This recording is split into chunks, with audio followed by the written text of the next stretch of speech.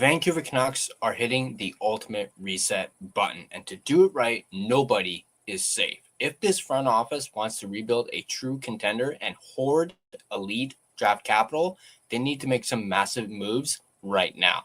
Today, we're breaking down 14 realistic trade targets the Canucks must pursue this offseason to turbocharge the rebuild, including a few blockbuster scenarios that could see the biggest names on the roster shipped out of town. Let's get into it right now. So here we go. Got this article from The Athletic. This one written by Thomas Drance. Canucks 2026 trade targets, 14 players Vancouver could add this offseason. It's somewhat difficult to build a list of trade targets for a team at the very offset of a rebuilding effort. In the case of the Canucks, their needs are total.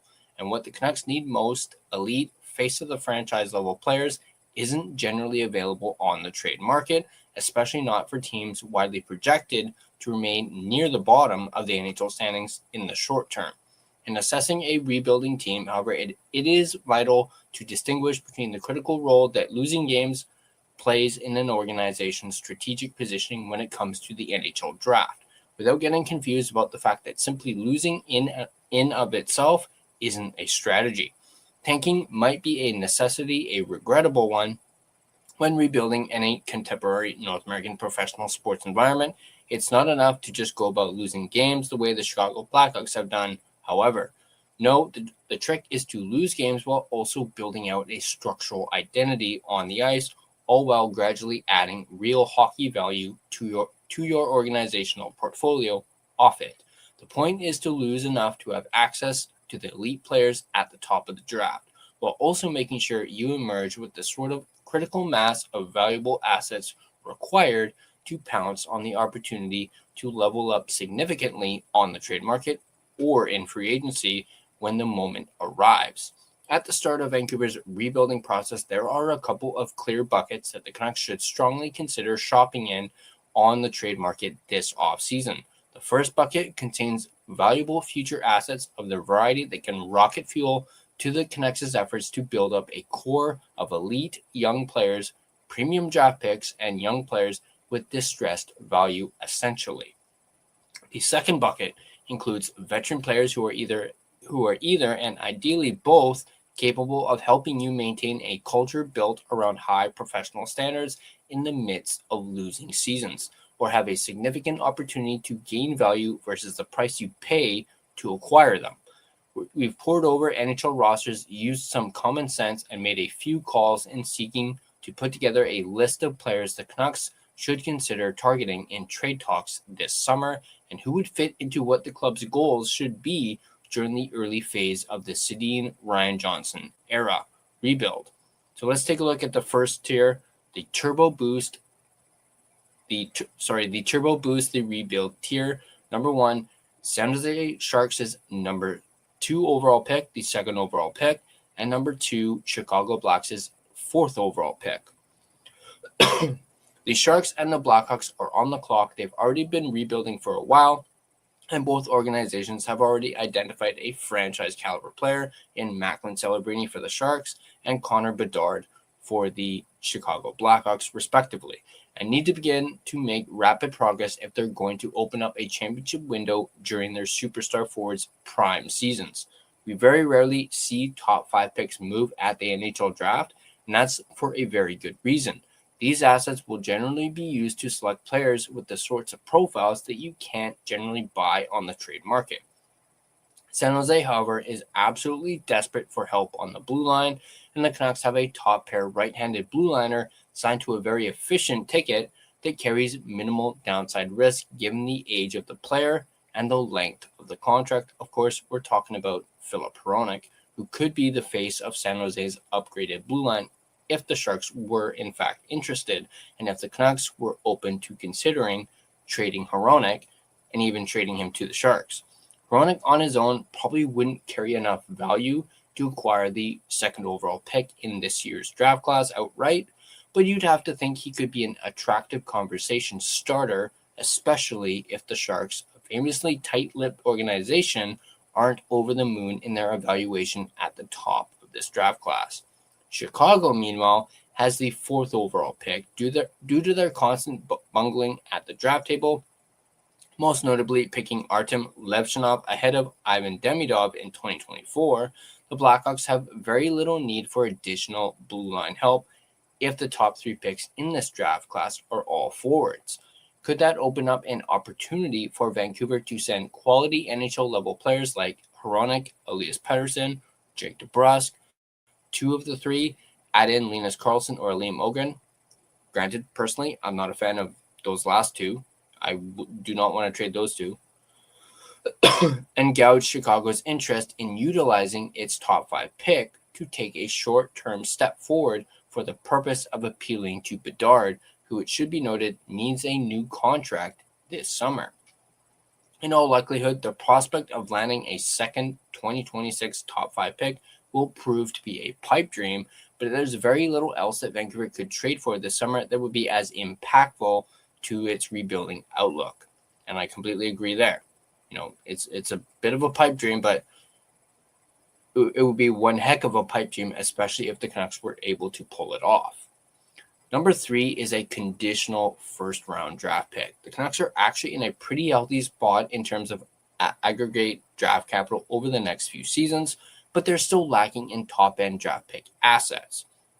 In selling veteran players this summer, most likely Hronek, but potentially a Pettersson or a DeBrusk caliber player as well, provided that the Canucks are also providing significant cap relief with what they're accepting in return, the absolute best asset that they should target would be a conditional 2027 draft pick that carries an opportunity to convey in the years to come, ideally higher up the draft order than the team trading the pick was expecting. We already kind of heard about this. If you guys checked out Blackfish on Canucks Army with Dave Hall and Tyson Cole, 2 good buddies of mine, they suggested, maybe seeing if, or actually it was Dave Hall who said perhaps, maybe we could get DeBrusk for a 2027 first-round pick. But who knows? Realistically, you're targeting teams that have either some level of future uncertainty on the horizon, like Edmonton, or getting a bit long in the tooth, like Vegas, or potentially aren't as close to durably competing as an annual contender as they think they are, a Montreal, a Ottawa, or an Anaheim. Basically, you want to try to find another JT Miller trade, except without the, I can't even pronounce that word, second step of that deal in which the pick was quickly used for win-now upgrades. Now, here's this next section is with more opportunity, this player can add value tier. So this is the next tier. And first up is Jordan Spence, a right-handed defender from the Ottawa Senators. A savvy right-handed puck-moving defender, Spence was immense for the Senators when injuries on their back end piled up last season. Still, Spencer doesn't have the ideal profile for a blue liner that Travis Green is likely to heavily use, and he's also a restricted free agent this summer. In a world where the Canucks were to trade Hronek, for example, for a bounty of assets, potentially using some of those assets to acquire a player like Spence, signing him to a front-loaded extension and then loading him up with top-pair minutes and counting on him to insulate Vancouver's younger defenders while further enhancing his trade value feels like it could be a sharp maneuver to add value.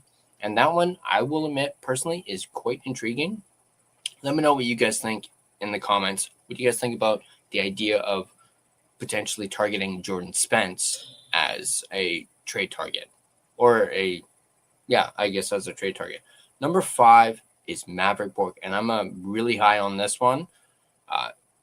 Right winger for the Dallas Stars, depending on who they target on the trade market and how the Stars handle a pair of key free agents and Jason Robertson. We all know Robertson needs a new contract, and the Stars are a little strapped when it comes to the cap. They also need to re-sign, if they intend on doing so, Jamie Benn, who is their captain. They could find themselves somewhat squeezed in how they go about handling skilled forward Mavrik Bourque. Now, of course, we've talked about on this channel how the Stars really do not want to lose Mavrik Bourque. They would also obviously probably hate to lose Jason Robertson too. I mean, this is Robo we're talking about, but Mavrik Bourque is a lot younger and has a lot of value, as we're about to read here. Bourque, who like I said, he's young. He's 24 years old, is coming off a 40-point season, and is a pending restricted free agent with arbitration rights. and a very strong case to get paid. That could prove inconvenient for the Dallas Stars, depending on what they do elsewhere on their roster. Bourque will be expensive to acquire, no doubt about that, and to extend long-term, and signing him to a long-term front-loaded deal would be a critical part of this strategy. But his ability to add value in big minutes and with featured power play time on a rebuilding team over the next few seasons is as straightforward as it gets. Plus, Bourque has played almost exclusively on the wing in Dallas the past few seasons, but I think there's a real possibility that he could be a legitimate top 6 center if given reps down the middle. Let's take a look at the young Reclamation project tier, and this one, Mason McTavish, center for the Anaheim Ducks. McTavish appears to have fallen out of favor with Joel Quenneville this season in Anaheim and was a healthy scratch at times in postseason.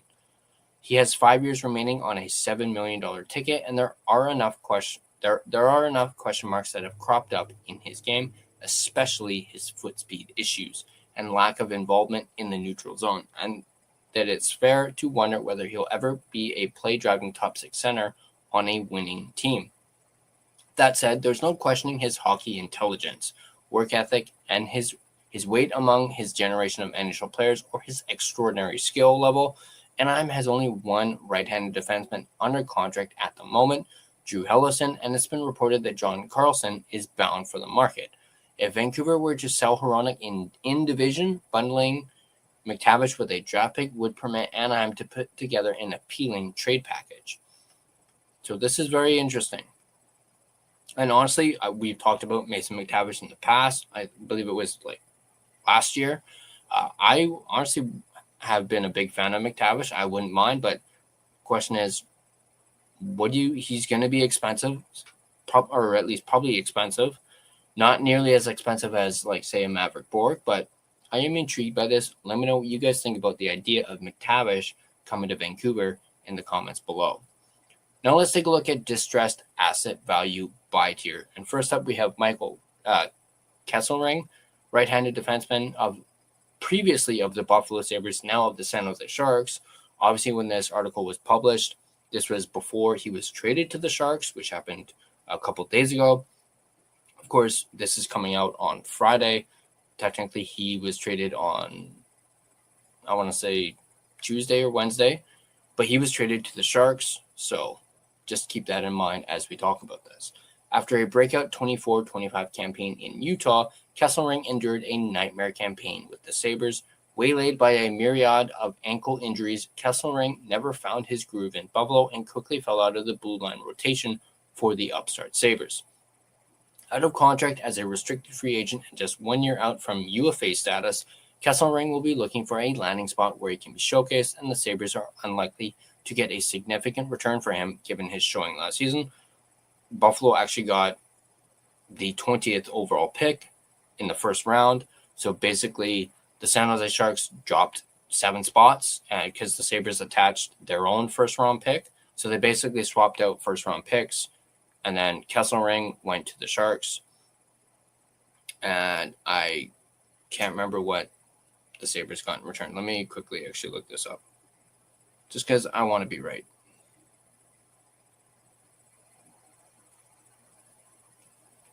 Okay,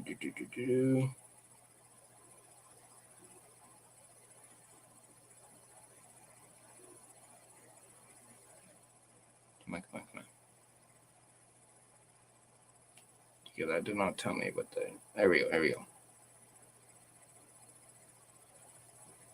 Okay, so Buffalo received the 20th overall pick, like I mentioned, first round pick. And the San Jose Sharks received Kesselring, and then the 27th overall pick, first round pick. So Buffalo just received a pick. They just moved up in the draft.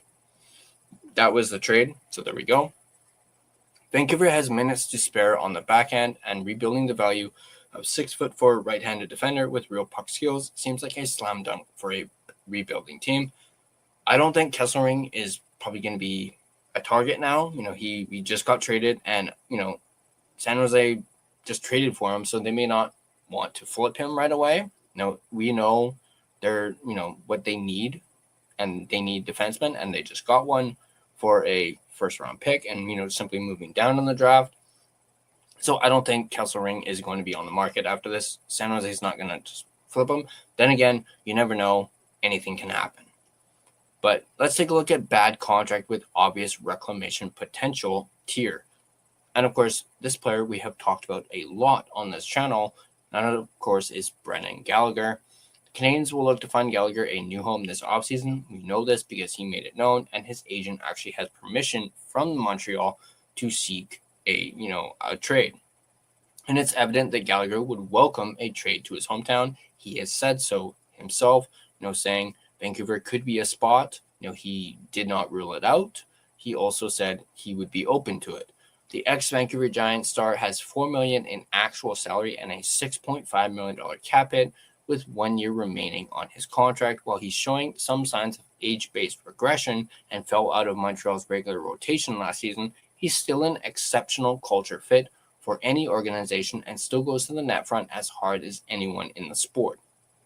If Vancouver were to flip another veteran winger or two, maybe like a Jake DeBrusk, and utilize some of that return to bring in Gallagher at a modest price point with a view toward potentially flipping him in a retained salary transaction that we talked about in a previous video at the deadline, if his form rebounds, that could be some tidy business by Ryan Johnson. Number 9, we have Jordan Greenway, left winger from the Buffalo Sabres. Buffalo has locked up most of its good young core, which is generally a positive thing, but in combination with the last truly onerous season of Jeff Skinner's buyout from a cap management perspective, the Sabres are pressed up against the upper limit and have significant business to conduct this summer. We all know about Alex Tuch. He's a unrestricted free agent. They also have Peyton Krebs and Zach Benson, who are restricted free agents who've earned substantial raises. Greenway, with 1 year and $4 million remaining on his contract, could be the player to move if the Sabres need to create some cap space. Buffalo won't have to pay outright to get off Greenway's deal, given his physical energy line winger profile, but perhaps the Canucks could juice a return if they were to target him in a larger trade package. Number 10, we have Ilya Lyubushkin, right-handed defenseman from the Dallas Stars. As we went over in the Bourque section, the Stars may need every bit of flexibility they can get this summer, especially if they're looking to make a splash on the trade market or even in free agency. Lyubushkin is a veteran right-handed minutes eater with 1 year remaining on a contract with a cap hit just north of $3 million.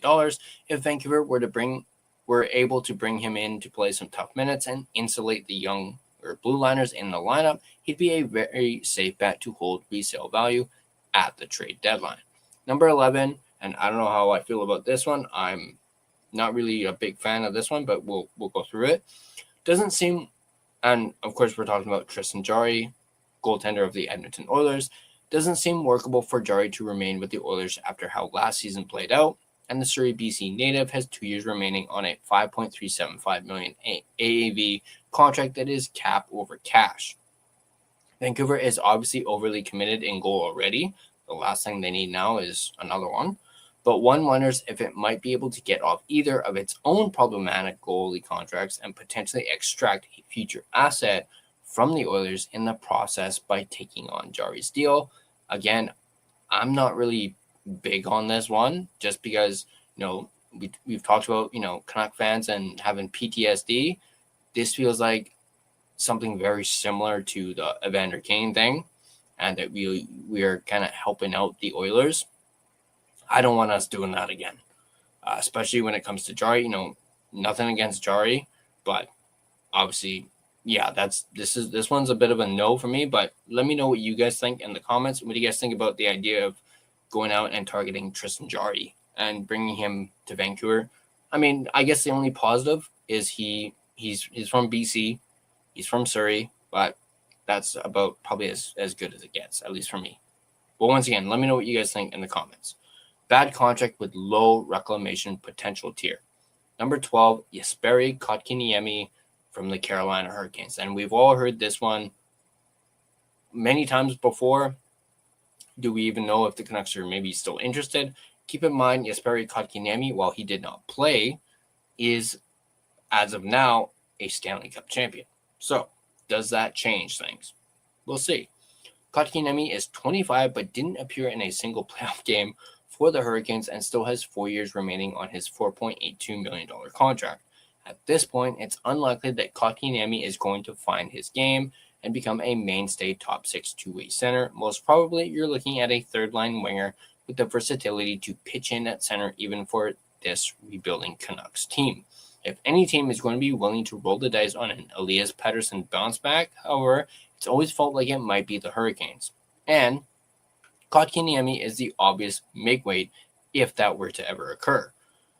So, it looks like Thomas is suggesting some sort of Elias Pettersson trade to the Hurricanes because we know the Hurricanes have shown interest in Pettersson. Perhaps they are still interested, and maybe they are one of those teams that have been calling the Canucks on Pettersson. Number 13, we have Pierre Engvall, left winger for the New York Islanders. And then number 14, the last one, is Scott Mayfield, a right-handed defenseman, also from the New York Islanders. The Islanders have been very aggressive under still relatively new general manager Matthew Darche and could be a team to watch if the Canucks teardown goes even further than we might expect over the course of this summer. The Islanders have a pair of inefficient contracts on their books to Engvall and Mayfield, which total $7 million against the cap and last for another 4 seasons.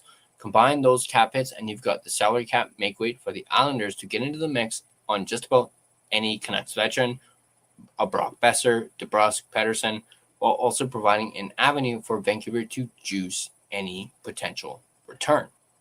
So there's the article from Thomas Drance. Once again, let me know what you guys think in the comment section below. What do you guys think on these 14 targets? You know, your Mayfield, your Engvall, your Kotkaniemi, Tristan Jarry, Lyubushkin, Greenway, Gallagher. I know we've talked a lot about Gallagher.